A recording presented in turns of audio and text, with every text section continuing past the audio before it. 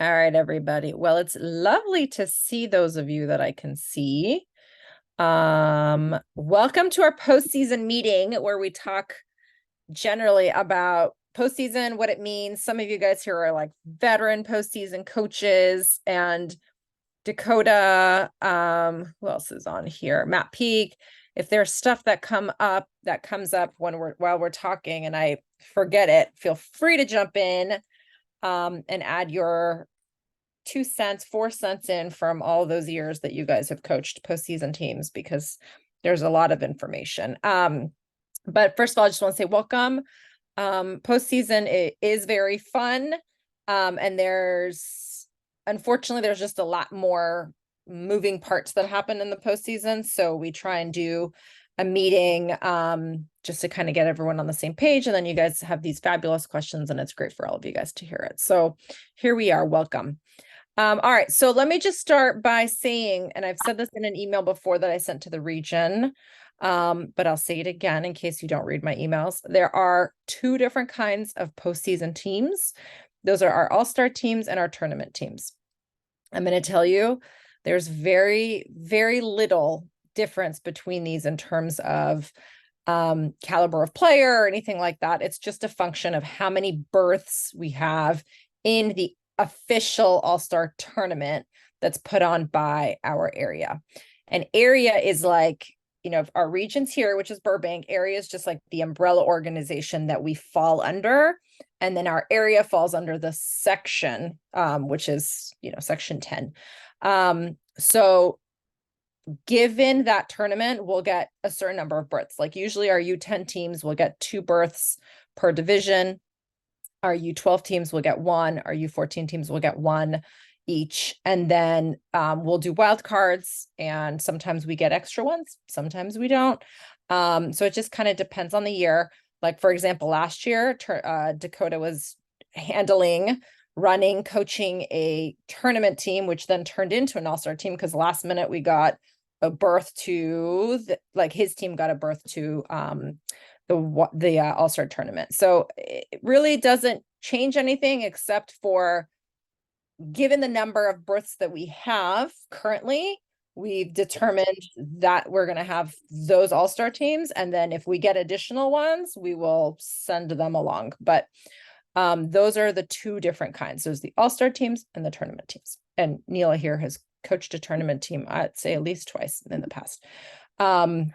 So some of you here are all-star team coaches, some are tournament team coaches, but most of what I'm telling you are going to apply to all of you. And if it only applies to the all-star teams, I will let you know. So what this means is for our all-star teams, what we say is you essentially now get to go through your division and pick your top, whatever the number is, players that you want on the team that you're coaching. I'm going to tell you right now what your roster sizes are maxed out at.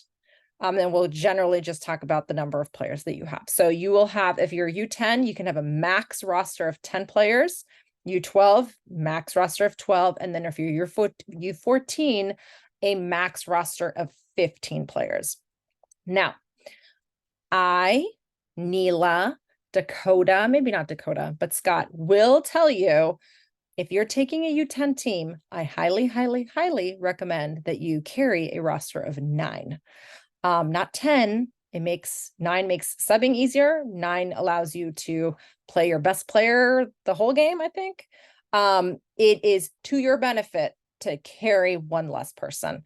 I'm going to leave that to, the coaches here who have coached multiple years, but I'll just say you need to think about how many people you have on your roster as you put these teams together, because there is a distinct advantage to carrying less people. Something that occurred, I know, see, Neela is kind of shaking her head.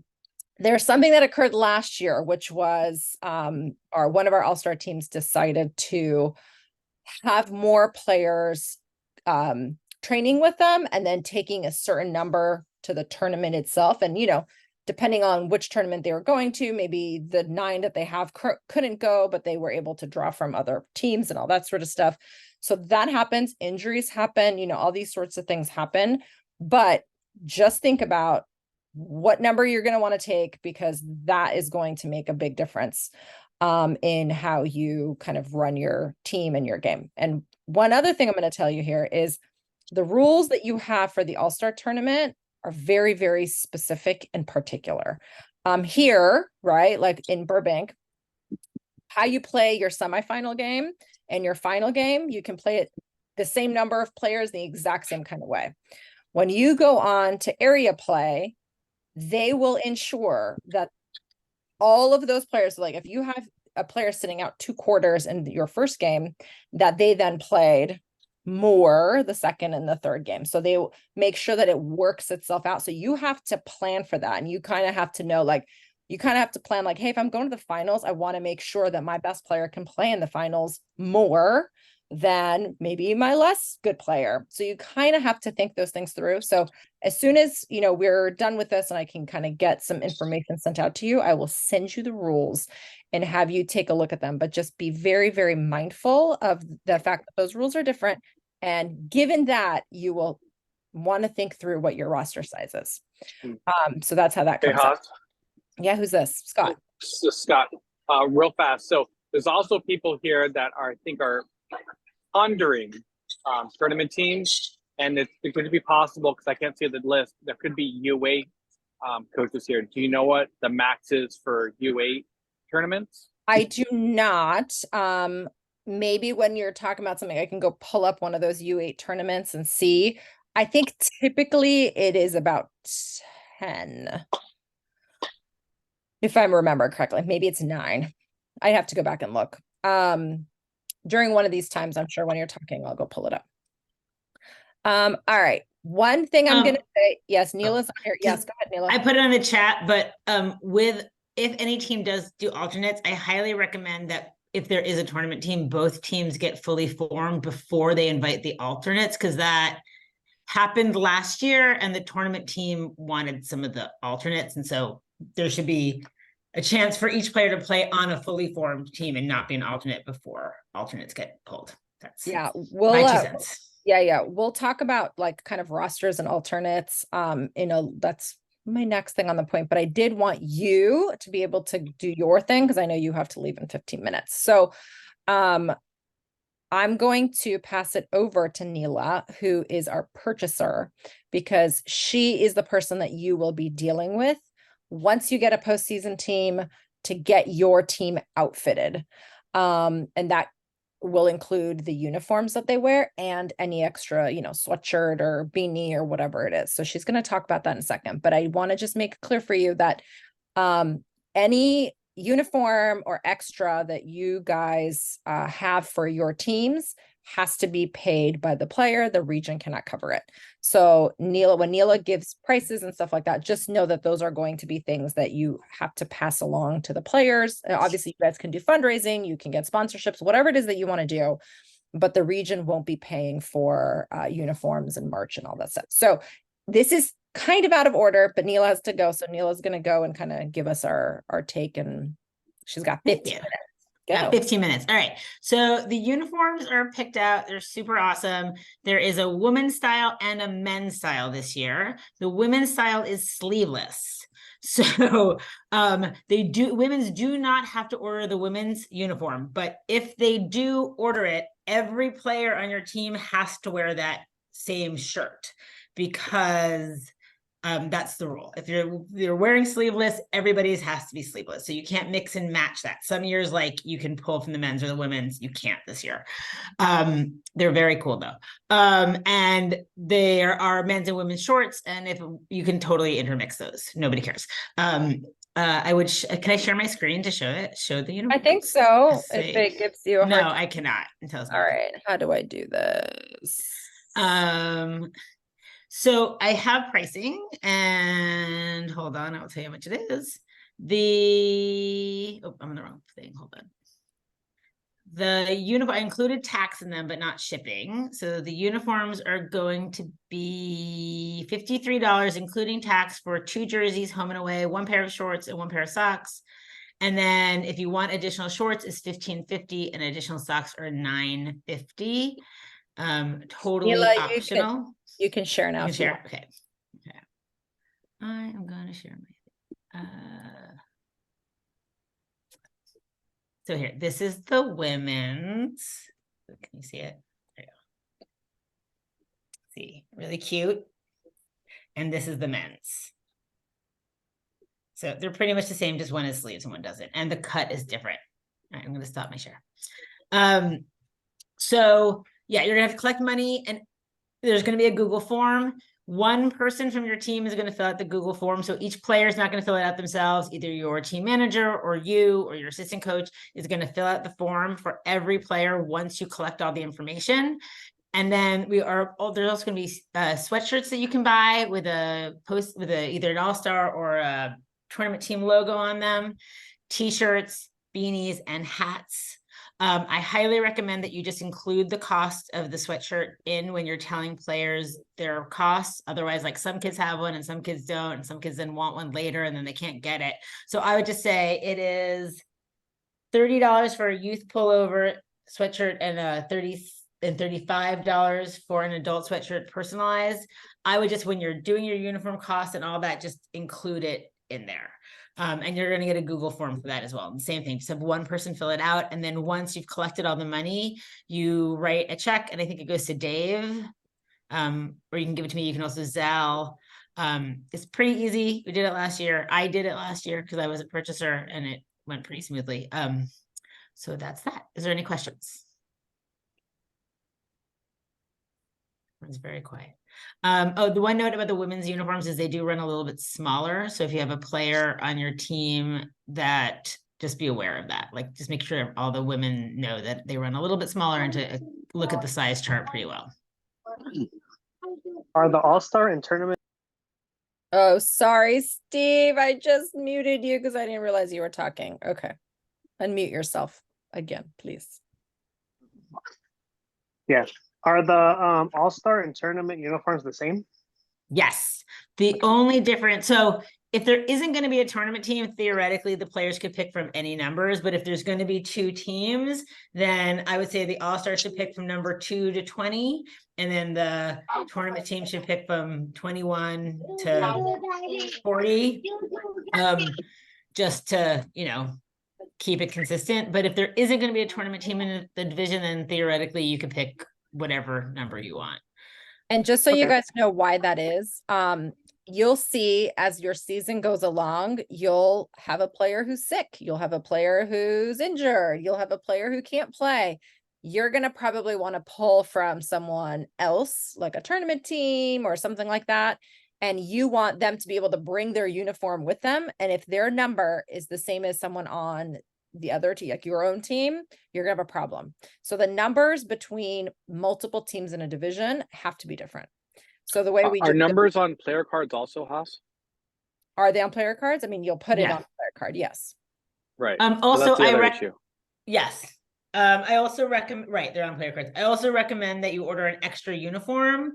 If you know there's a tournament team, it usually actually isn't that much of an issue because you're almost always pulling somebody from the tournament team. But if there isn't a tournament team in your division, order an extra uniform because you are probably going to need a player at some point. There's going to be a tournament where you're short and you call your best friend, your kid's best friend, and you're like, just play, please.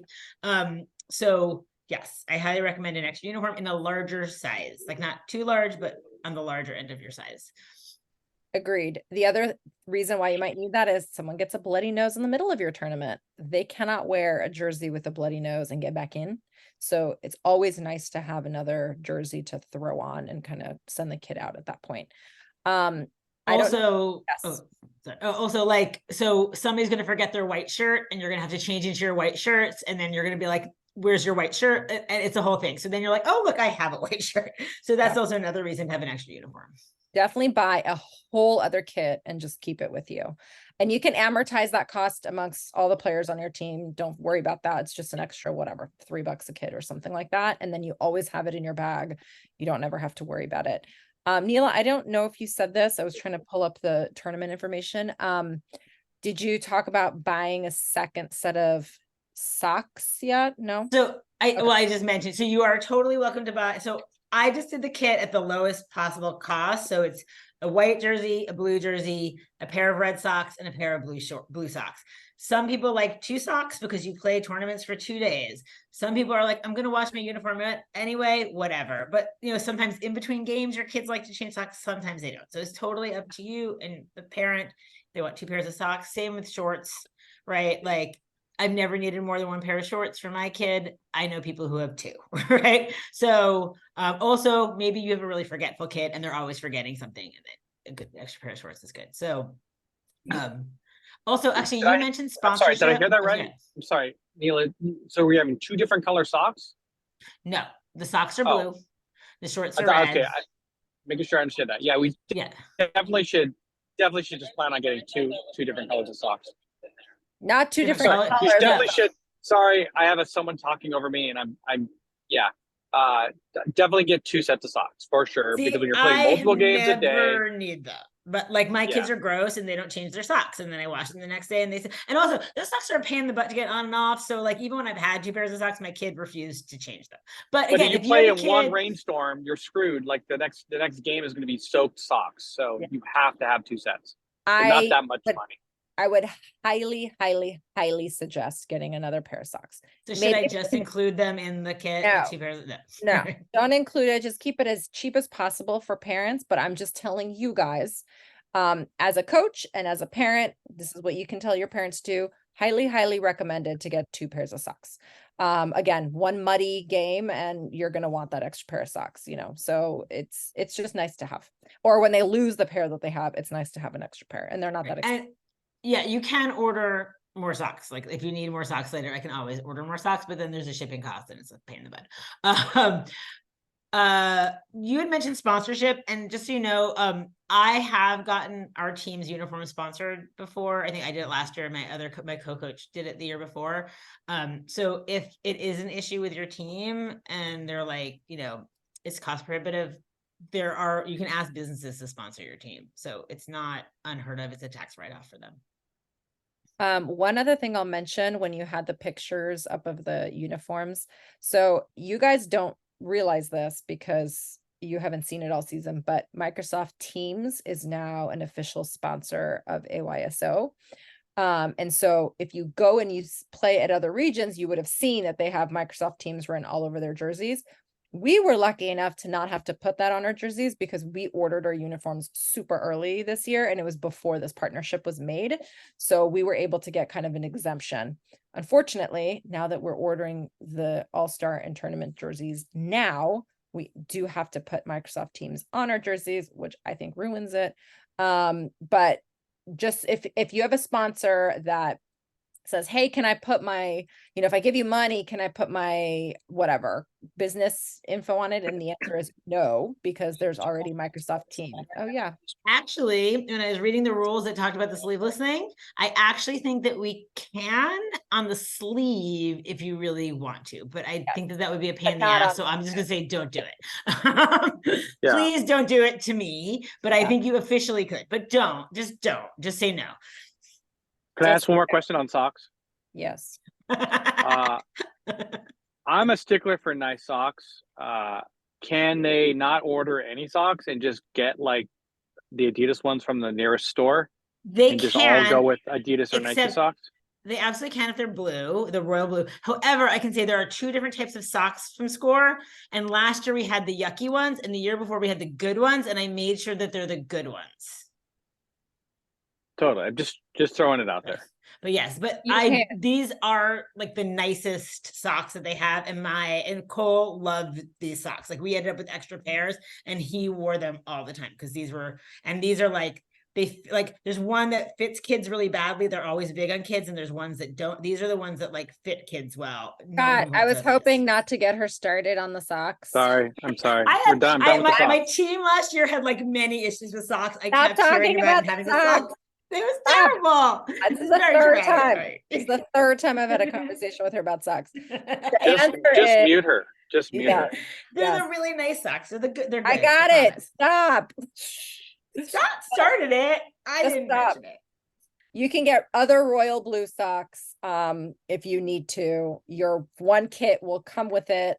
If you need more royal blue socks, you can get it. In fact, AYSO really can't ever prevent you from playing, even if your outfit looks completely different. You know, it's this kind of myth. It's like everything has to be the same. And I was like, really? You're not going to prevent a kid from playing. However, we do want them to look as uniform as possible. Oh, the thing about the sleeveless uniforms also, if you have a girls team, officially we're not allowed to have sleeveless. However, it seems that nobody cares. So if you do get a sleeveless uniform, just have your girls just bring like a t-shirt or something to wear underneath it in case of the tournament. For some reason, someone's like, you can't wear that, because officially you can't, although teams do it all the time. It's like an ignored thing, but they just bring with them a t-shirt to put under in case the tournament director Yeah. pitches a fit. All right. Any questions for Neela? Because she's going to jump off. Okay, Miss. Any questions on socks? No more questions on that. If you do have a question, it's purchaser@ayso254.org. So just email me. I will answer you. And at some point, I'm assuming I'm going to get a list of all the coaches so I can send them the form. Yeah. I can probably send it out tomorrow if I have it. Can the total cost and the per item cost be sent so that we can kind of communicate that to the team? Because I put out a general, it'll be about 70, but I was just kind of ballparking it. All right, hold on. I'm going to put it in the chat. Give me a second. This includes tax this year because I don't want to make you guys, but it doesn't include shipping. Kit.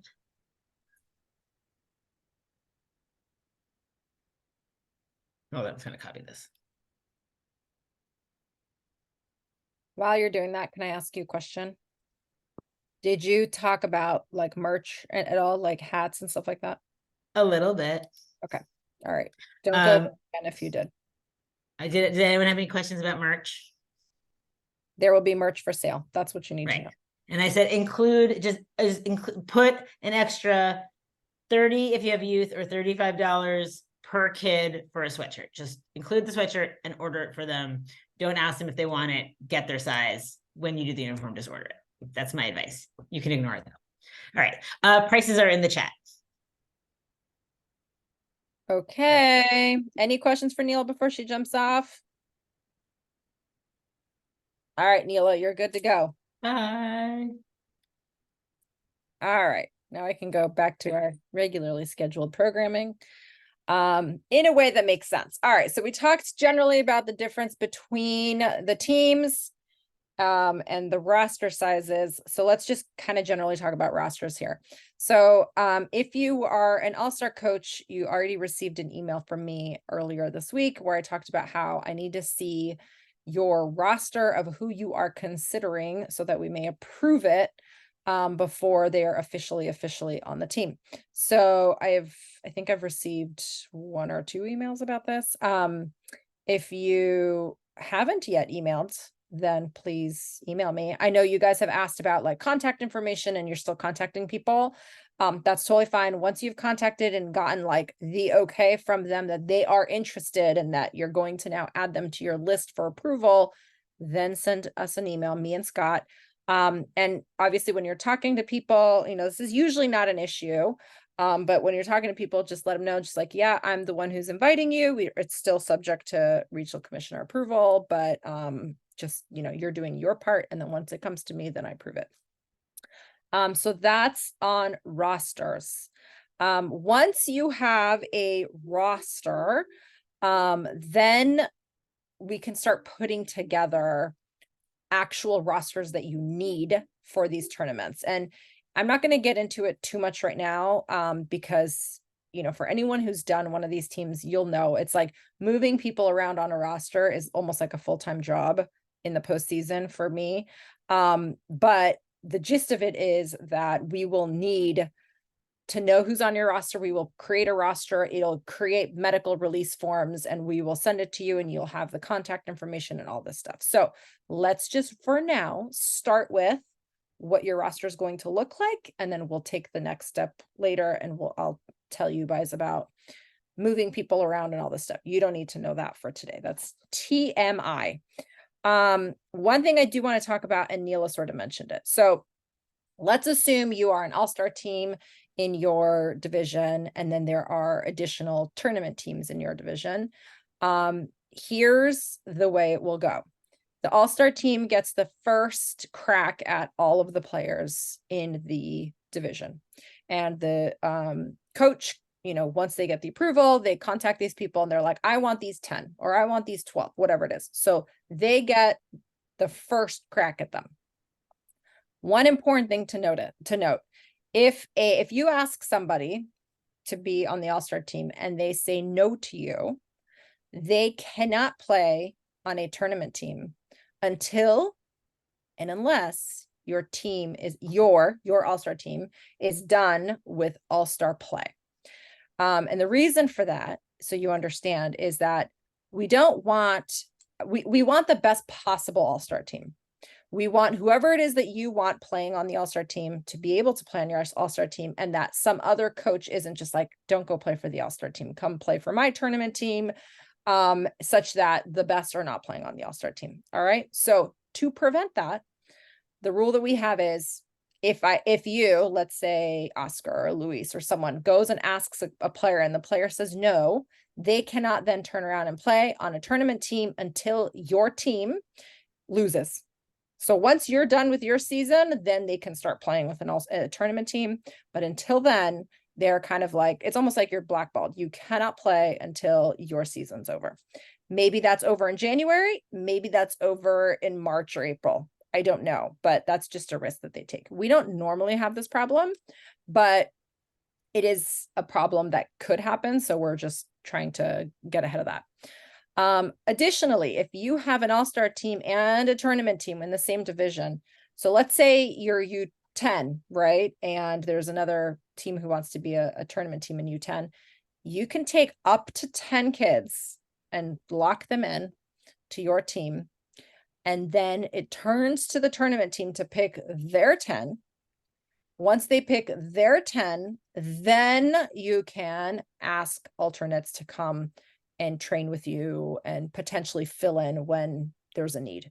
So essentially, we don't want you as a U10 team to say, here are my 10, but I'm going to take these 5 and keep them as alternates so that the tournament team doesn't have access to the 5. I hope that makes sense.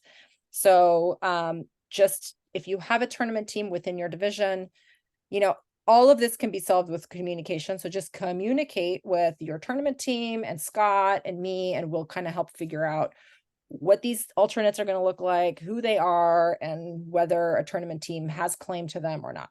Okay. Let me know if you have any questions on that, but that's the general gist as to rosters and alternates. All right. What's really, really going to be helpful is if we can, at some point in the very, very near future, get a list of who our tournament team coaches are in some sort of definite interest. So we've got our all-star coaches, they're all squared away, they are committed. Then we've got some of our coaches who are on the call here who are like considering doing a team, but not quite yet sure.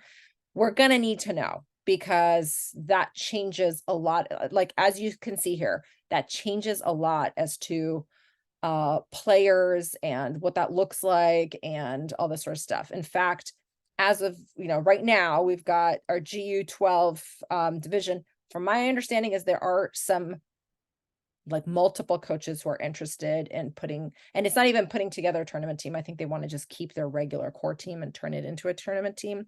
We've got sort of a situation where you may be able to do that. You may not be able to. We just don't know quite yet until I know exactly who's committed, so that we can kind of figure out who's going to be on what team. So let us know, hopefully soon, let's say by the end of the week, if you're for sure committed to coaching and you're going to do this, so that we can kind of take next steps. This is not a huge issue in most divisions. Most divisions, we actually only have an all-star team and don't even have extra tournament teams, but we've got a couple divisions where there's maybe 1 or 2 or 3 tournament teams that are interested in taking off. So just stay in contact with us and we'll figure that out. All right, coaches. The other thing I need is here's what I'm going to tell you. If you're an all-star coach, you need an assistant coach. for a variety of reasons. One of the reasons is area says there's required to be another assistant coach on the roster. I don't know how much they actually enforce that, but that's what they say. The other thing I'm going to tell you is you never know when you're going to get red carded and kicked out of that game. Hopefully it's never, but it's happened for fair reasons or not fair reasons, right? Refs can be all sorts of quirky.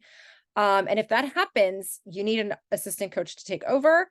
If not, your team's going to forfeit. So it would be very, very important for you to have an assistant coach.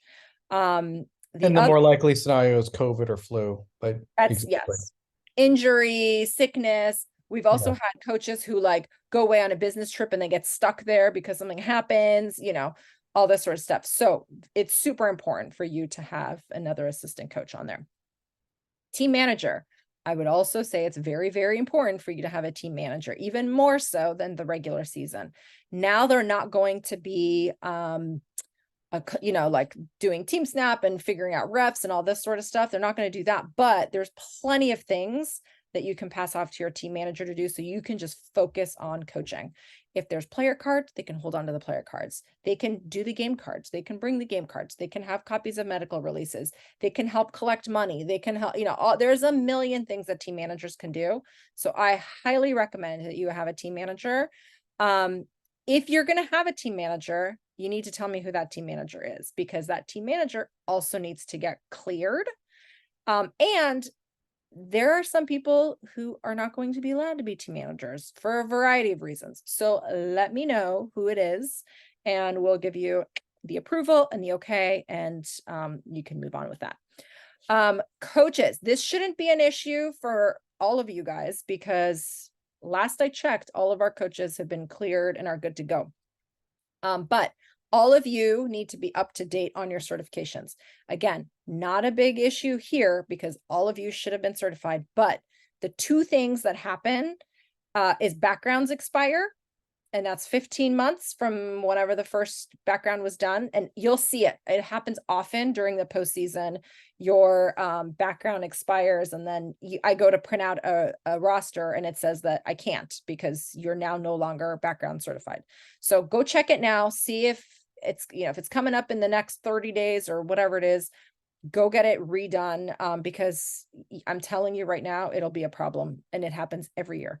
So check your background. The other thing is we're all at the point now, since we did Safe Sport last year for a lot of you guys, that Safe Sport, not that it's expiring, but you have to do a refresher, and the refresher is not 2 hours long, thank God, but it is about 20 minutes. So Safe Sport and background are the two things that might expire, and you're going to want to be on top of that.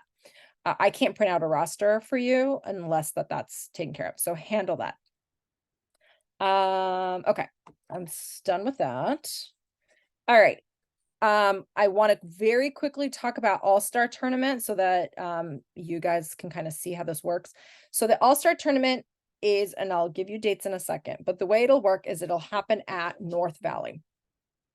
For those of you who have done it before, you know exactly where North Valley is. But for those of you who haven't, it's up in Granada Hills. It is like the coldest place in Los Angeles. I don't understand how or why, but it is. It's also the windiest. It's also the wettest. It is very different than playing in Burbank. It is like in this breezeway that's open. I'm telling you guys, the wind there is like, you know, the additional player. You have no idea how it's like kicking a ball up. If you kick a ball too high, it can go back into your own goal. Yeah, it is a very bizarre place. So all this to say is your area play will take place in North Valley. And that's in region 174. They've got, you know, their whole fields there, and that's where we do it. Typically a schedule for the All-Star Tournament goes like this. One of the days you will have pool play, and you will have 3 games on that one day within like a 5-hour period, 6-hour period.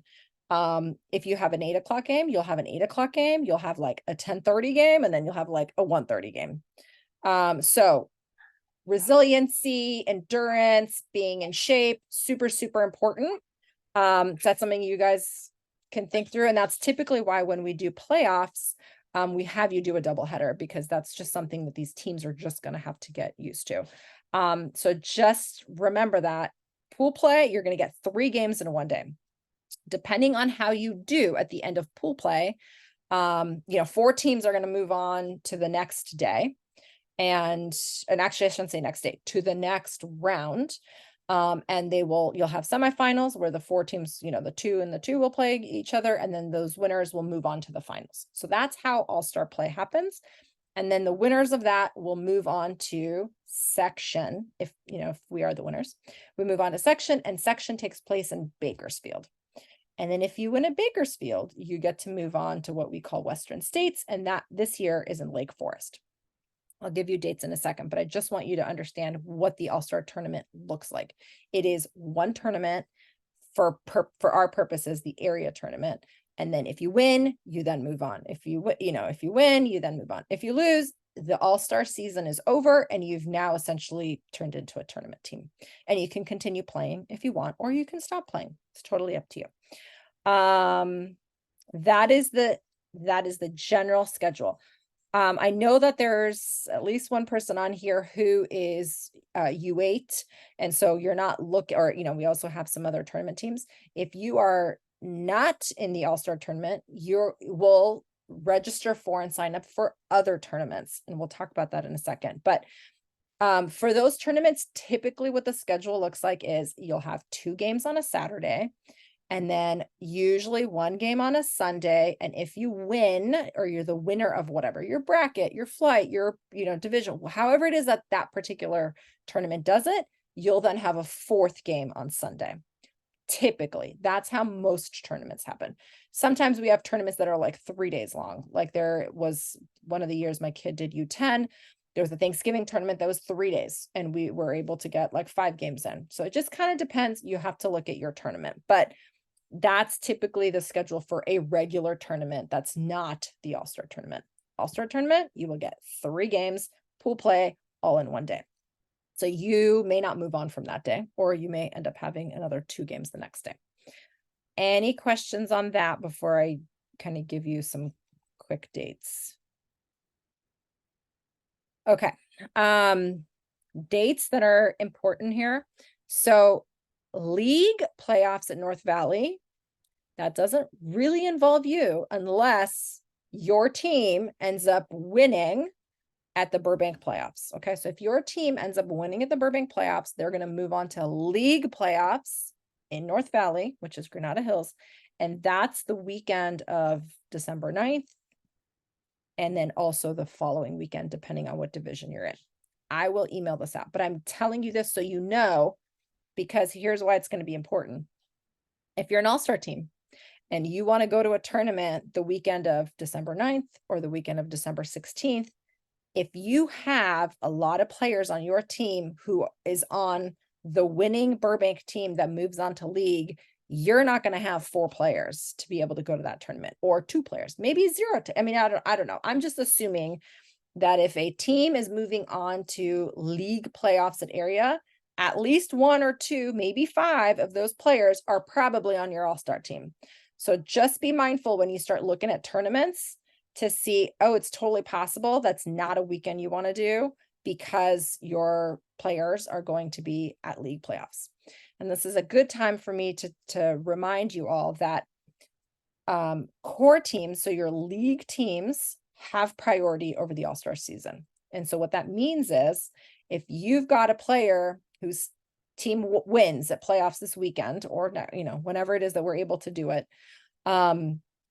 if they move on and they've got practice at Tuesdays at 6 p.m., maybe you don't schedule your practice on Tuesdays at 6 p.m. because they can't come to your practice. They have to go to their core practice. If you have a tournament the same weekend as their tournament, they can't come to your tournament because they have to go to the other tournament. So that's the priority that exists. They have to do whatever it is that they need to for league, finish that up before they come to you. So keep Can I that make in a mind. comment? Yeah. The other thing to think with also is it's actually really nice. I don't see the chances of our league teams moving on from area is a bit tougher this year. So most likely the league teams will be done middle of December, but if there is a team that moves on, it actually is kind of nice to schedule your all-star practice around the same time, because then you guys can scrimmage. Doesn't mean that you can't do it like it after, like this, they're going from 7 to 8, you can go 8 to 9, and then you guys could agree one particular day to meet in the middle for a scrimmage. But that's how you can also use it for your advantage. But I really would not recommend setting a practice the exact same time. It just always becomes an issue. So just kind of, you guys are going to know very, very soon who your players are and if they're on a league team that's moving on. So just be mindful of that. Communicate with the coach. Maybe that coach is you, right? So maybe your team is the one that moves on. So just kind of think through those things. I just want to throw it out there so you know. All-Star tournament, January 13 through 14 at North Valley. That's for the 12U and 14U teams. January 20th is the U10 teams. That's pool play. And then January 21st is semis and finals. So that's a very, very important set of dates for you to share with your families, because I can't tell you how many times this happens. I'll get a coach that comes to me and says, I told them what the dates are, and now it's like a week before, the tournament, and they are going on vacation. And, I think one of these is like Martin Luther King weekend. They're going on vacation, so they're not even going to be here for the All-Star tournament. So what do I do now? They're on a roster. The roster's been locked. What do we do here? So super important. And put this in writing. Tell them, just say, look, you are committed. If you are on this team, you are committed to playing on these dates. Do not schedule vacations. Do not, later change your mind and go on vacation. You are scheduled here. There's also a rainout day. I will include that in an email that I sent to you. And actually, let me mark that down, because I think last year we had rainouts, and then all of a sudden the kids were going to be available the first weekend it was supposed to be, and then they weren't available the rainout weekend. They need to be available the rainout weekend as well. So just make sure that when you're picking players, that they do not have a Martin Luther King weekend vacation that's scheduled for them to go to.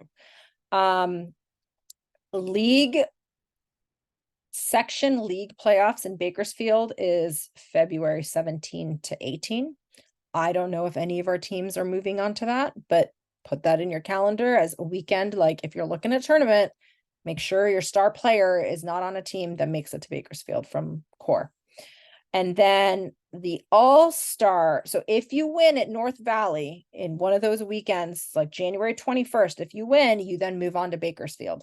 And Bakersfield for All-Stars is March 2nd through March 3rd. And then if you win there, you go to Western States, which is the weekend of March 16 to 17. So you can have St. Patrick's Day in Lake Forest. I don't know how exciting that is, but that is what it is. So any questions on that? I will also email this so you have it. But please, please, please, when you're talking to your families and parents, make sure they know these dates and that you get some sort of confirmation from them that they're going to be available. I think people think like, oh, I'll just agree to the team and my kid will play, but we're not there that weekend. It's like, no, if you're on an all-star team, you have to be able to play the all-star weekend. Like, that's the whole point of that. Okay, medical releases. As soon as we get your rosters set, we will be able to pull up medical releases. I will email them to you. You should always have an email copy kept with you, but also a hard copy. When you go to these tournaments, they're going to go through and make sure you have your medical releases. They're going to make sure you've got game cards that has everyone on it. They're going to make sure you've got your coach's badge on it. So make sure you have medical releases. Hand a copy to your team manager, hand a copy to your assistant coach. You keep a copy, because you'll never know when your coach's bag gets left behind in the car that your wife or your husband took to the other kids get, whatever it is. So always have multiple copies of that, because you will need that. You don't have to talk about this, but one of the things I'm considering doing, which will make moving children around easier, is having people register for a postseason separately, but we'll figure that out later. All right. Tournaments and costs. So if you're a tournament team, one thing for me to bring up. Your all-star tournament and any all-star play is covered by the region. So when you go play at that all-star tournament in January at North Valley, which is in Granada Hills, that is a tournament. That tournament is covered by the region. So you don't have to pay an entry fee for that tournament. However, for all the other tournaments that you do, there will be an entrance fee, and the team is responsible for those entrance fees. And those vary. Like if it's U10, it's cheaper. If it's U14, it's more expensive. So those will just vary. You should look at those prices. Typically, it's like somewhere between $300 and $500 or $300 and $600, something like that. And so you should look at that, and that price should be spread out by everybody, and covered that way. So all-star, for any all-star play that's through area or section, the region will cover it. You don't have to worry about that. One thing we recommend for the all-star teams is we really, really, really recommend that you do at least two tournaments, but usually two is about all you can get in, before the all-star tournament, because then you can see how your team plays, you can see what your issues are, you can make the adjustments that you need to. So take a look at those tournaments on that email or that link that I sent you, which I will put in another email and send you. Go through those tournaments and see what days are these tournaments that you can sign up for them, and try to get two in before your all-star tournament. One is probably not sufficient. So I really, really do recommend that you do at least two. You can also schedule scrimmages either within, your division, or, if you need help, let us know. We can probably find a United team to help come scrimmage you. We know a lot of local teams that can probably come and, do a game with you. But I would really recommend getting a bunch of games in before your all-star play.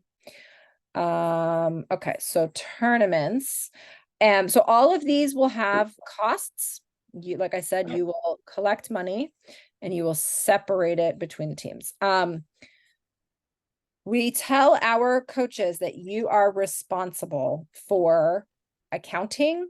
Dakota, did you have a question? Oh, sorry. Go ahead. Yeah, with regard to getting games in, you mentioned the United teams being able to potentially scrimmage with us. Where would we be able to do that? Would that be at least for U14? I know Providencia on Friday, but that's a small it'll be field Burroughs, versus. and I've already gotten a request for you, Dakota. So I already know the team. They want to scrimmage you. I just let them know that you haven't even played together yet. So I'll hook you up when you're ready. Oh, it'll be really fun. I already told them. Yeah, I already told those... them. I'm like, dude, just calm down. I literally just talked to Dakota today. He just told me who he's picking. But yeah, is that one of the United teams that have guys from my team last year? Probably. Yeah. Okay. That'll be fun. It'll totally be fun. But yours, Dakota, will be Burroughs. Everyone else Okay. will probably, or depending on the fields we have in the postseason. I'm not quite sure yet what that's going to be, because baseball starts at some point. It can either be at one of those fields, it can be on a Friday night. I know some teams that have done it, like their tournament team and the all-star team have scrimmaged each other at Prov on, at the end of the day when everyone else is gone. So, we can be creative about that and get you guys some games in. Obviously, Prov is not a great size for a U14 team.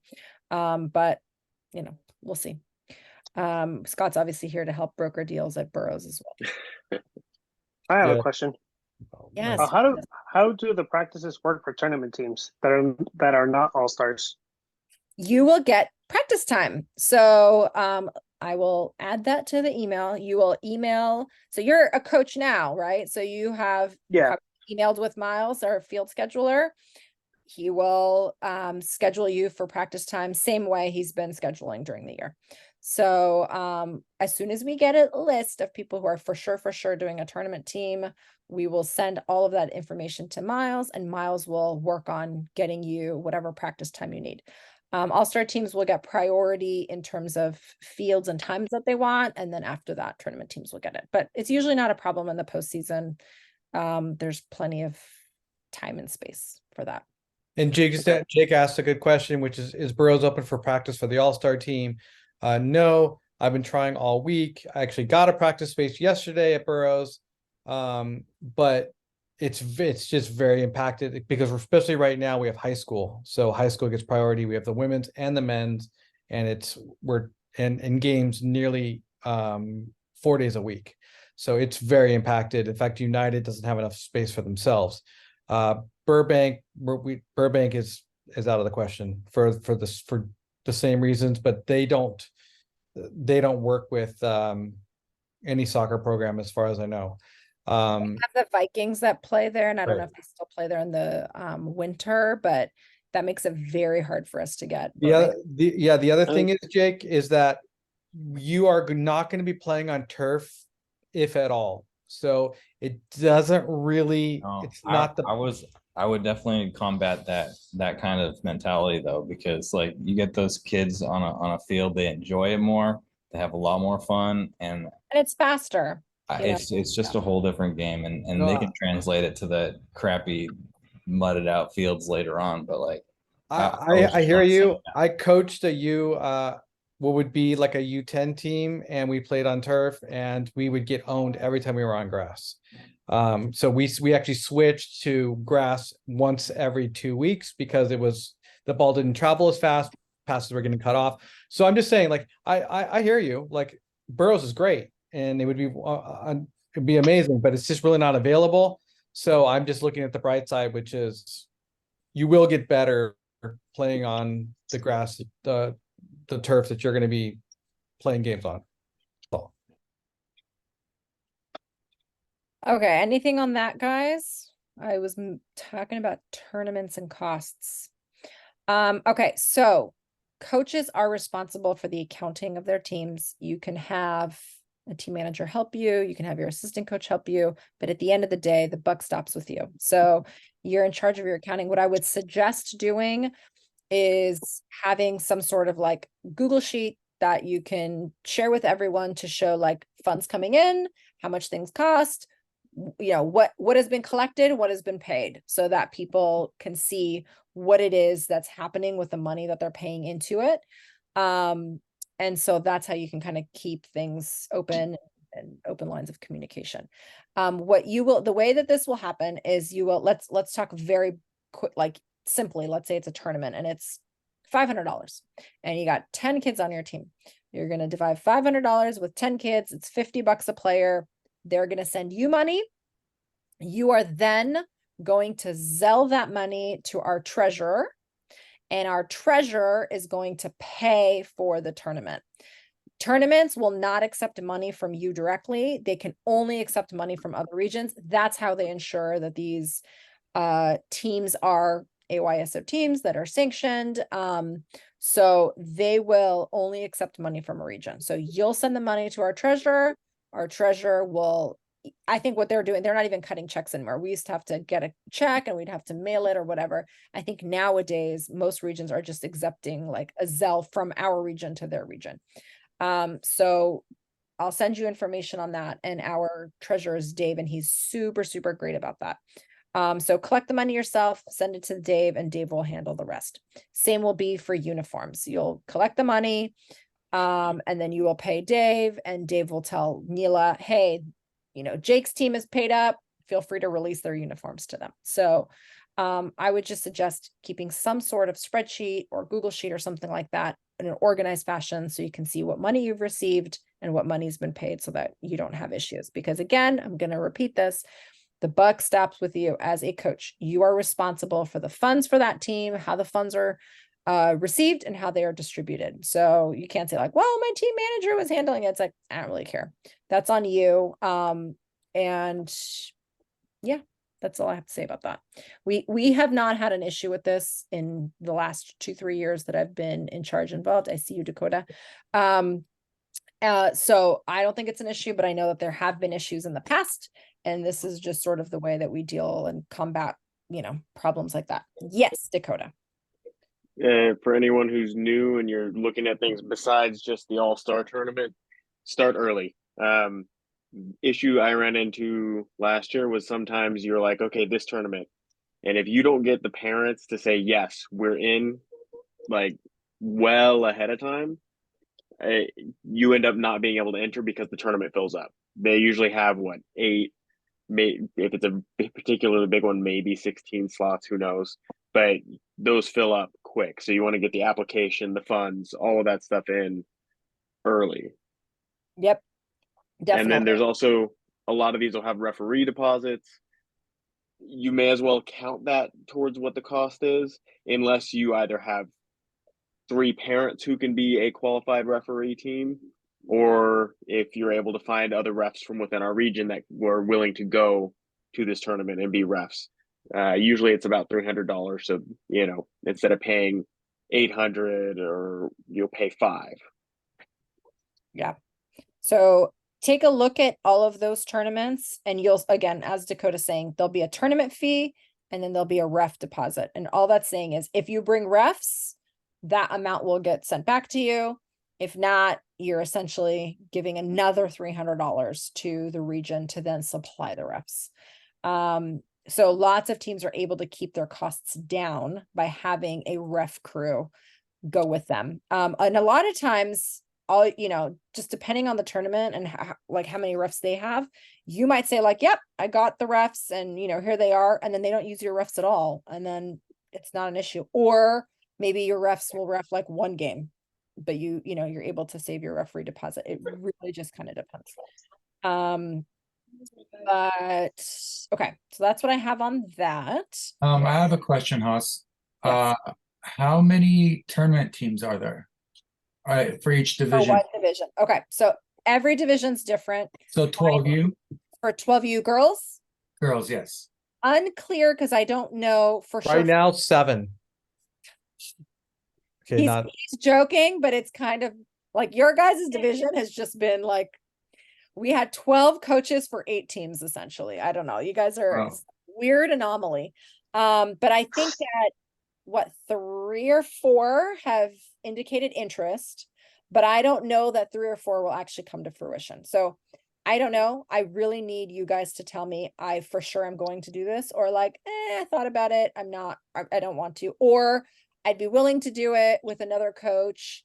We'll combine our, you know, people and, you know, whatever it is. So I don't know what that number is because I've heard I might be interested, but not I'm for sure. Right, right. So And if you then guys let me know by end of the week, yeah, go ahead. Just to clear it up, so AYSO will be scheduling the fields. So does the insurance policy fall under AYSO? Because we had a couple of parents concerned about that. Really? That is not something I've ever thought about, but yes. Well, I should say, it's not that I've never thought about it, but I've never had people be like, does insurance? yeah, I don't know exactly. Yeah, absolutely. If you are an AYSO team, you are covered by AYSO insurance.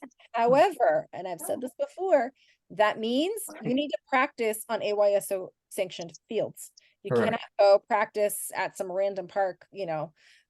It has to be at a field where we have an agreement with them. We've got a permit with them because our insurance covers that.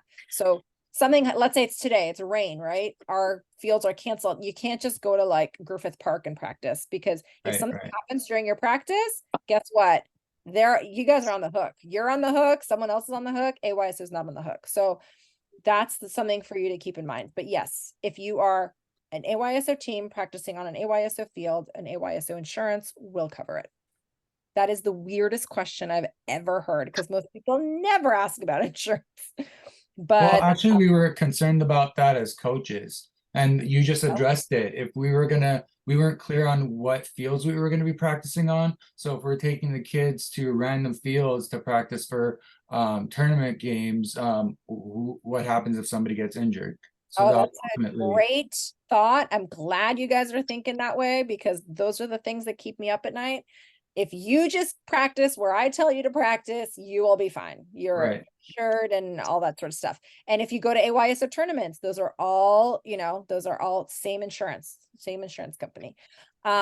So, and you'll see like what we've had before is like our team will want, like our tournament team or our all-star team will want to go scrimmage another club team. Right. You let me know, and I go to our risk manager and I say, hey, Tade's team wants to go scrimmage these people.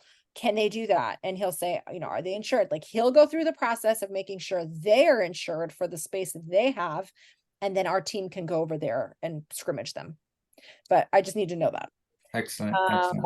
Yeah. To And that's- answer your question, like obviously you can have a play date, right? They can all go to a place all together. But if you are technically on the hook, they could sue you, right? We Right. are no longer covered. And that's So- what ultimately my question was, you know, Right. acting as the coach, are we liable if something happens and nobody wants to Same- get sued? Exactly. It's the same thing. Like we tell you, you guys, you can't have like, you can't play with your kids. Like that, this is like rules. Coaches can't be playing with the kids. You can't have like an older kid, that's like maybe your older sibling play with the kid. If obviously, do you guys sometimes do it? Sure. But if a kid then hurts somebody and they want to sue, we cannot cover you because you know better. You shouldn't have done it. So it's the same kind of thing. If you just follow our rules, you're good. Obviously, we can't stop you from having play dates somewhere else, but you need to be smart and just know what risk you are taking on. Good to know. Matt good to know. Peak has raised his hand, and I don't know if he's going to talk as a safety coordinator or a girls U12 coach. Go ahead, Matt. The only reason I raised my hand is because as a safety coordinator. So here's the deal. If you practice off of site and we find out about it, you get suspended. Plain and simple. Last year there was a single infraction, and that coach is in Glendale, I think now, because they don't care. So yeah, don't just don't. That's it. Don't. And obviously, guys, same rules apply for postseason as is during core, right? Like you are not alone with one player. You aren't driving another play. You know what I mean? It's like those are the same things all that you guys went through with Safe Sport. Same rules apply with postseason. It actually becomes even harder in the postseason because it's a team that stays together and it's a smaller Right. team and you're together for a long time. So all of a sudden, you know, Gianna's mom says, hey, can you drive Gianna home? And you're like, actually, I'm not even driving my own daughter home. But I guess I can drive Gianna home. And you're like, no, you cannot drive Gianna home if you're not also driving your own daughter home. You know what I mean? So it's like, you got to think about these things, and it becomes more muddled in the postseason because it's just it's a different beast. First of all, you're not all traveling to Burbank at the same Luther Field. You know, you're like in Orange County, or you're, you know, at these different places. So these situations come up more in the postseason than they do in the regular season. You should generally not be, you should not be around with another player by yourself anyway. But it again becomes a bigger deal when it's postseason and you're going to the restroom and you're like taking a group of people with you, you know. So just think through those things, remember what your safe sport training is, and just be mindful of that. And But we I don't- just want to say one more thing, because although Matt's correct, and we're dancing around like, yeah, don't have outside practices. Never, never, never. I will tell you, as a coach, I have had get-togethers outside, and I would make it very clear, this is not a practice. So like I've rented out a facility, like if it's rained, I've rented out like an indoor place, and I let the kids go play. It is purely optional. I am not coaching them, and they just have fun. Matt will yell at me for probably even saying this, but I'm just letting you know that like that's on you, and that's just a play date. go Yeah, ahead. I raised my hand, but I'm not going to talk. So Yeah. don't do that. I agree. All Don't right. do that. So So- here's what you can do, because we actually had, as you guys might remember, an unprecedented amount of rain last winter. And I mean, I don't know, Dakota, like January, February, March, like it was I'm just raining talking to all Nicole. the time. And you know, we had all sorts of practices that were canceled.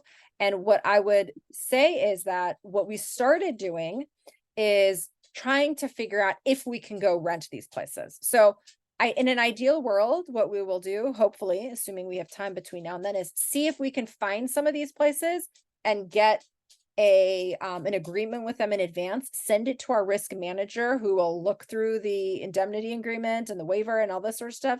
And then we're ready to go when there's rain and we get canceled. And then maybe we can go find a turf field in Glendale, you know, do that turf field in Glendale, or go to Evolve, or go to Lab 5, or, you know, whatever it is. As long as we've got clearance from our risk manager and our legal people, you can do that. It's just, we have to do that in advance because it will take some time for them to go through these things. But yes, that becomes a problem when it rains as well. That's the big thing, but Fine. yes, don't do it. I'm with Matt. Don't do it. It will end poorly. Why not the safety manager, safety director, whatever his name is now? He's the coordinator. All right. So one thing, and I'm Scott, I don't know if you want to talk about this or if you want me to mention it, is if you're like a tournament team and you're, you know, you got 12 kids on your team and you're only inviting 10 or something like that to a tournament team. Did you want to talk about that? You want me to say it? Well, I guess I have to talk now. Yeah, I mean, just be mindful, guys. Like if you're, a lot of you guys are thinking about taking your core team. If you know, you don't have to take your entire core team. If there's a couple kids that you'd rather not have, or they're not interested, or they're moving on to softball or whatever, you know, just be mindful that, you know, create another group on Game Changers or wherever you're communicating, so those parents or those kids don't feel left out. Because just be smart. That's all. I think that's it. Yeah, given the fact that we're now at playoffs and many of you are no longer in playoffs at this point, you know, it's less of an issue, but you know, kids talk to each other. So just, it's easier now that you're not going to all see each other this Saturday, you know, some of you might, but some of you may not. You know, just use your discretion. These are still kids. You know, no one wants to feel left out regardless of it. So, And there's lots of reasons for wanting one kid up for another. I mean, especially at Dakota's age, or not Dakota's age, Dakota's age's kids. Like, he's not picking the 14 best kids in the division. He needs defenders, he needs midfielders, and so on. So you may have a very defensive heavy team, and you need to get some other players, or you may not have a goalie, or you have a kid's best friend on another team. So there's lots of reasons why you wouldn't invite kids, and it's totally fine. Just create a separate communication channel for that. yep. I don't have The yes, last thing I'll say while Haas is thinking, is we also have for you guys, if you guys want to use canopies, we have AYSO canopies that you can use, and we also have flags that are coming soon, that are really nice because you can just put it in the ground and it says our name with a number at the top. So you can say, hey, meet at the so-and-so flag. It's really nice, especially when you guys are all at tournaments together. You can say, oh, look, there's Burbank over there. Our canopy is now red, so that should be pretty easily seen across the field, unless you're at like Orange County Great Park or something, you know, huge like Bakersfield. You know, or the flags. So we just ask you to be mindful of that. We have new cases, so that as long as you treat them nicely, and we make sure that we'll figure out some checkout system, check-in system. But we should have enough for all of you guys to use, unless Girls U12 has 7 tournament teams. for the 8 teams they had. For the 8 teams that they have now, yeah. What I was gonna say is last year we had a Discord channel for postseason, and it was really, really nice for the postseason coaches to be able to talk to each other, ask questions, like say like, hey, we're at, you know, so-and-so, we're at the Orange County Great Park. Who else is here? Where are you guys? You know, and all of a sudden we'd have U14 teams hanging out with U10 teams. It was great. So just remember that in the postseason, you guys all represent Burbank. And so I guess my first point there is you represent Burbank. So your best behavior, you know, just remember that when you're out there yelling at a ref, it's going to get back to me for sure. Like I'm going to Oh yeah, please guys, please. You don't understand how fast they call us. They love it. They love it. Like no one's business is to shut you guys down. They honestly, I think that they look for ways to complain to us. So don't give them any ammunition, please. And so definitely like your representation of us. So be the best representation of Burbank. Just think about that. The other thing is you guys are a team now, right? Like we would have coaches posting on this Discord channel saying like girls U10 just won their first game ever, you know, and it's a picture of their team and whatever it is. We're all a team at this point. We're all working towards the same goal, which is just kids playing soccer in the off season so that they can continue that, you know, when they come back in the fall, hopefully when they come back in the fall, that they didn't last touch a soccer ball in November. So just remember that. And, you know, this has never been an issue. Our teams are so congenial with each other. You know, I've seen other clubs that, you know, get into fights on the field and, you know, all this sort of weird stuff that has never happened before with us, but figure out a way for these kids to, especially if you're like a U10 and a U12, those kids, there's many of those kids who are going to be U12 the following year. So it is really great for them to kind of hang out and get to know each other and all this sort of stuff. So use the Discord channel to your benefit, and Scott will, I'm hoping, will set that up for us. And it just makes communication faster. Also, you'll start going to tournaments, you'll start winning games, you'll start losing games, whatever it is. Take pictures, send it. Hopefully we'll be better this year in the postseason. If you send us a blurb, we can post it on Facebook. You'll be amazed at how many people's families that live in Michigan or whatever it is, they love to see these things. And it's just great for us in our region to sort of show what we were doing in the off season. Any questions, you guys? Free to unmute yourself, ask questions, you know, whatever it is. This is our time. And, you know, we do this every year, so I'm sure there's things I forgot to tell you, but so yeah, jump in. And if you have any questions about tournaments, Danilo, Anderson, probably Dakota, Brian is a good person to ask. Brett, just come to the tent and you can ask them. I'm not a good resource at all. And you guys will see it's actually super. I mean, you and I will talk a ton in the postseason because I end up touching your rosters like a million times. You'll see how many times you'll want a new roster because one kid's sick, one kid's moving, whatever it is. So keep those lines of communication open, and you know, we'll get you guys set up and get you rosters and stuff. You'll see as soon as you start applying for tournaments, you'll get into a groove, but you'll see there's like some specific things that they ask for. I'll tell you right now, and I'll put this in the email as well. We are region 254. We are in we're in section 10, area V. So when you start applying for things, they will ask you for your section, they will ask you for your area, they will ask you for your region. So we are section 10, area V as in Victor, and region 254. And I completely agree with Dakota. These tournaments start filling up super fast. So apply for them as soon as possible. Here's what I will recommend that you do.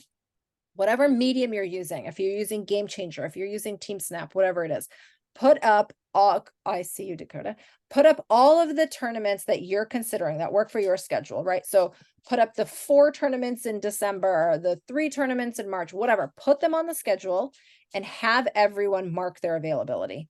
And when they mark their availability, you're then going to look at it and say, oh, look, that one tournament the day after New Year's is actually not that popular. Who would have guessed? Okay, we're not going to do that one. But the one in March, everyone's available, or I have the 9 that I want available. So we will do that one. And then you know that you're going to go apply for that one. So, but again, communicate with your parents where you say, I'm putting up all of these tournaments. Please go mark your availability. You are going to be stuck with the availability you mark. And then, you report back and you say, hey guys, it looks like these are the tournaments that work.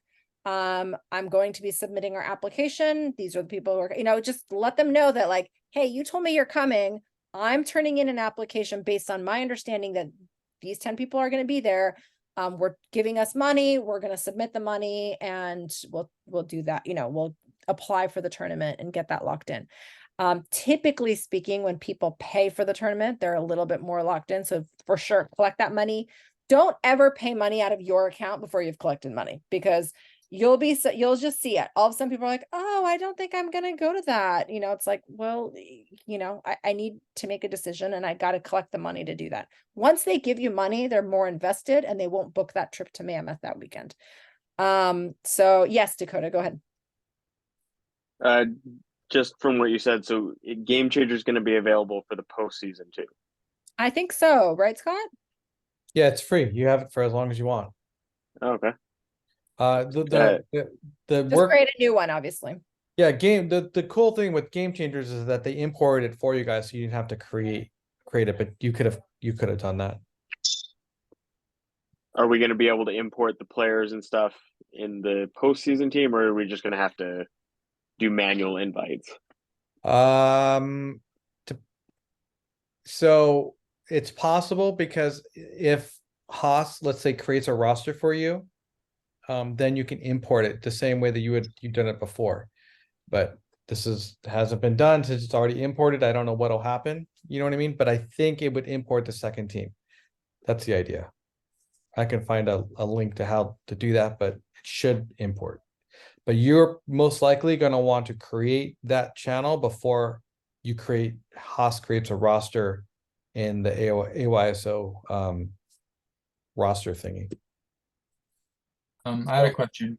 Have your Yeah. team manager do it. Yes. You guys may have touched on this and I missed it, but where do we get the pool of players to pick from for the tournament teams? You mean like what players can you choose? Right, like if not everybody from our team decides to go on to the tournament, we only have 6 slots filled, where do we pick the other 4 or 5 players? So either you know who they are, Right, you've been watching them and you're like, oh, there's this one one team that, one girl who was on so-and-so's team and I really liked her. You can either reach out to that coach and figure out who that Right. person is. We can give you the contact information. The other thing we've done in the past is Scott's got all the ratings of all of these players. So if you're Right. like, hey, I just need like the top 3 that weren't picked by Oscar or Matt, whatever it is, Scott can go through the ratings with you. And, some of them will say like, oh, this person played as a keeper and this person played as a defender, or whatever it is. You can kind of pick based on the ratings. But we've got all the information for all of these players. We just need to know who it is that you want. The other thing you can do is, like I said, if you know that you've seen a player on such and such person's team, you can reach out to that coach and find out who that player is. Or you can just ask us, say like, hey, it was on, someone's team, this person's team. Let's go through their roster, or what their number is. We'll know who their number is. I've got all the game cards. We can figure out who that person is. We'll give you the contact information. But like I said, I know with girls U12, we're still trying to figure out who these coaches are. And Matt's got a team that he's been working on. So we're trying to figure out how that's going to go first. So just kind of keep us posted and we can work through some of those issues. Okay, sounds good. I have a question. I was gonna say normally, hold on one second, Steven. Normally how it works is that you guys are looking right now. Like I know Matt and Oscar has been working for the last 2 weeks, 3 weeks, watching games, noting people down. So I know it's a little bit late if you haven't been doing that. You only have one more day left essentially. But that's usually the best way because ratings are that's why we have a ratings meeting, and technically those ratings are locked and I'm not supposed to show that to anybody. So now for you guys, it's a bit kind of gray area. But I could show it to them, but you can go through it and help them, find whoever it is. Yeah. And it's also a possibility that, again, we've never had this before, again, Oscars has his team pretty close. Matt had his team, I think pretty close. And then if now all of a sudden there's 3 other people, we got to figure out what we're going to do. And we don't have an answer to how we're going to work out if everybody wants the same player. But yeah, just start looking as soon as you can. And then maybe we can all meet together and then go over the kind of ratings and possibly meet and just figure out to work out these edge cases of somebody wants 2 or 3 people want the same player. All right, I have a question. Yep. As a tournament team, is there a minimum amount of tournaments that need to be played? You can play. Just say there's not. You can just play one. Okay, I was wondering. Yeah, totally. You may do one and hate it. It's really, it's totally up to you. I mean, okay. obviously, I was just curious. People are buying uniforms, so typically it's like they'll want to play more than one, all that sort of stuff. Yeah. We've never had a tournament only play one tournament or a tournament team only play one tournament, but yeah, You could do that. Okay. I would say that I know most people play Pot of Gold, and that's over St. It's Patrick's Day, right around there. I know. I think that's kind of the date that a lot of teams stop playing after that. But some will go all the way to June. I know High Five is a big one. I don't know when that is. But again, Matt and many others can talk about the big ones. One thing my husband just reminded me of, especially this is for Heather or whoever else is interested in a U8 team. I can't, what region was that? 1071. They actually run a spring season where they've got like, I don't know, like 7 weeks of games. And they were one of the few regions that, U8 doesn't have very many tournaments to choose from. I think there's like 2. So if you're a U8 team and you want to have them play more games, that's a good one for you to look at, because they essentially have, similar to what we have here, like a game every weekend. And you can play with teams that actually tend to be excellent teams, because they're like West Side teams, and I don't know what's in the water on the West Side, but those teams tend to be really good. So that's something for you to look at, particularly for the U8 team, but they have teams in all sorts of divisions. So if you would rather do something like that versus a tournament where it's going to eat up your entire weekend, and you'd rather just have like one game on a Saturday, that's something for you to consider. 1031 region 1031. It's on the West Side. What is that? I can't remember what the name of the city is, but it's a little bit of a haul. Like it's South LA. It's gonna take you, 30 to 45 minutes to get there. But it's one game on a Saturday versus 3 games across 2 days. So that's an option for you as well. Yeah, and you guys have to just look at your goal, because US Soccer has told us coaches they hate us doing tournaments, because player development wise, it messes up the whole coaching cycle, right? Like, how much can you really change if you're playing at 8 o'clock, then 1 o'clock, and then 8 o'clock the next morning? You can't. It's really a money maker. But this is AYSO, and this is fun, and this is all the kids playing, all their friends playing together and going away and having a good time and seeing other kids from another, let's go watch the 12U or whatever. Like, it is a barbecue. It's a fun experience. So just think of it with that, especially for you 12U guys.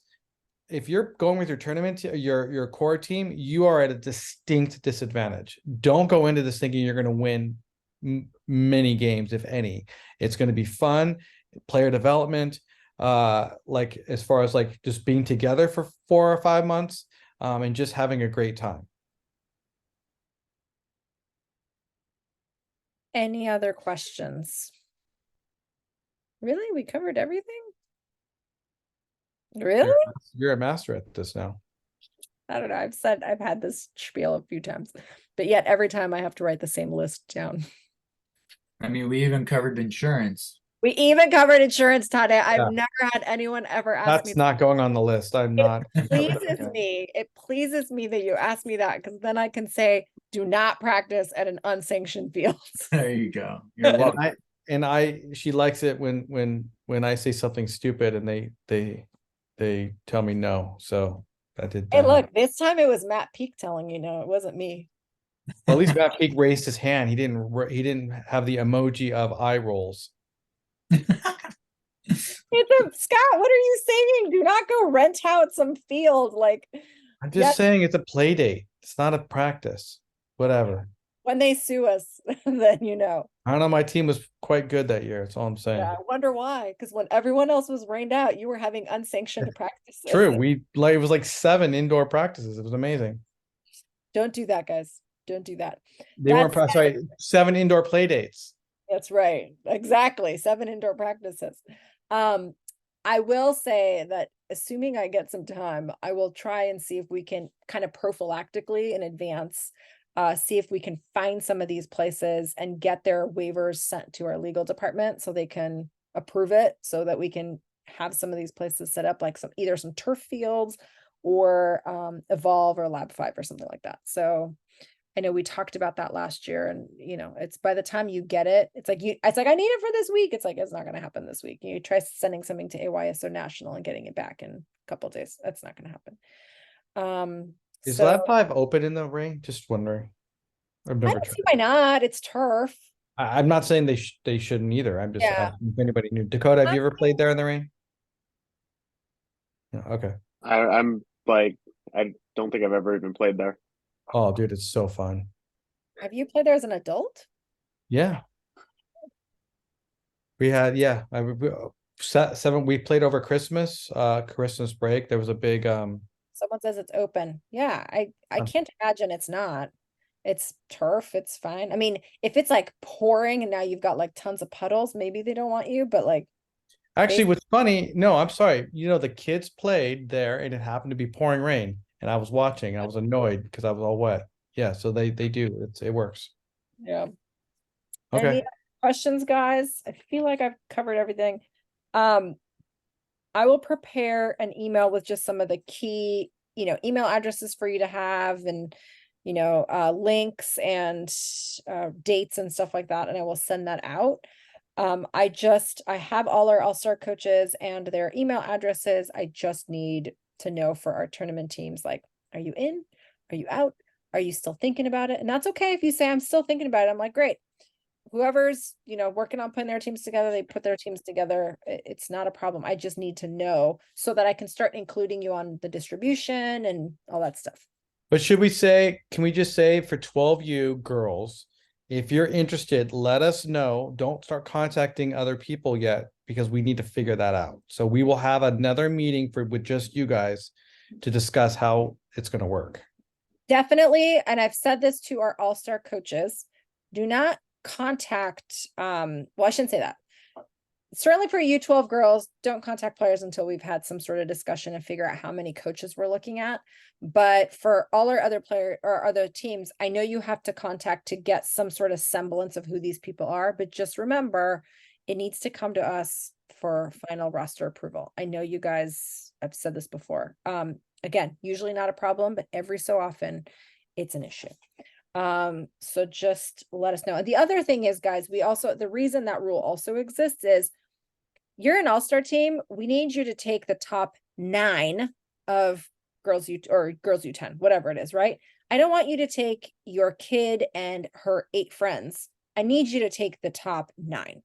So we want to make sure, and like for the most part, everyone's competitive. So they're not taking their kid and their 8 friends, they're trying to take the best 9, but every so often you'll have that where you're like, why is this kid on your all-star team and they're rated like a 3? Like, that's not going to happen. So think about that. Do not add a player on your team that's not good, because it's going to be a problem. If you're a tournament team, go ahead. You want to do that? Not a problem. If you're an all-star team, don't do that. And we probably won't let you do that. So that's one of the other main reasons why we ask you to send us your roster. Anything else? Okay, I'm good. If you guys have any questions, Scott's here, I'm here. There are a ton of people on the board who have done postseason teams. Dakota's done a postseason team. I'm trying to think who else is on here. Matt, obviously, but Matt's on the board. The rest of you guys, yeah, go ahead. You want to just kill the recording now, and then just in case anybody is waiting to ask a question doesn't want to be recorded. Sure. doesn't want to be recorded, like me recording practicing indoors. It's fine. You're done now. Oh, good. You're not coaching anymore. That's true. It's a thing. You're in charge of our coaches. I am banned. All right. I'm turning off the recording. That's it for now. All right. Any other